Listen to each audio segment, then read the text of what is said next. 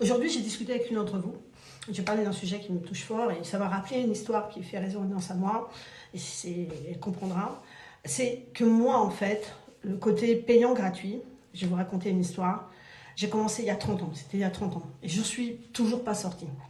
Il y a 30 ans, je commençais dans l'IT, machin. Il faut vous remettre, hein, on est dans les années 80, 94, 95, 96. Voilà, c'est le début d'Internet.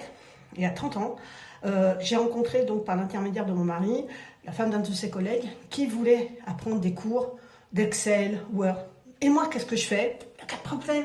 Moi, je suis de bonne volonté. Je prends sur mon temps, sur mes week-ends. Il faut savoir qu'à ce moment-là, on habitait en province. Je montais sur Paris, donc je prenais sur mes soirées, sur mes week-ends, pour aller lui donner des cours, pour lui dépanner sur l'ordinateur, pour lui expliquer. Elle prenait un cahier, elle était vachement consciencieuse, c'était cool. J'avais vraiment l'impression d'aider les personnes.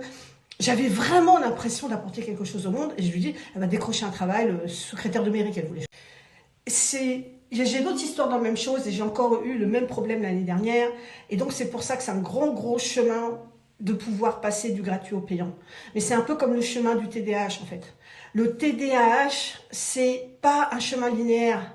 C'est un chemin qu'on apprend à faire composer avec toi. Et quand, des fois, on a l'impression d'avoir acquis quelque chose, il faut toujours être la vigilance. Exemple, ne pas rater un rendez-vous, être à l'heure au rendez-vous, c'est encore une énergie qui me demande aujourd'hui, moins qu'avant, mais ça me demande de l'énergie aujourd'hui pour être à l'heure à mes rendez-vous et pour pouvoir être aussi sûr de ne pas rater un rendez-vous, de ne pas mettre deux rendez-vous d'un côté.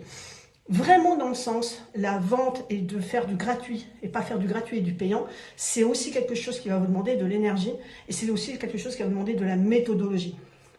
C'est ça que j'espère, en fin de compte, qu'on va comprendre ensemble dans l'incubateur et qu'on va mettre en sorte pour que nous, cette année, en fait, nos compétences soient vendues à notre bonne valeur.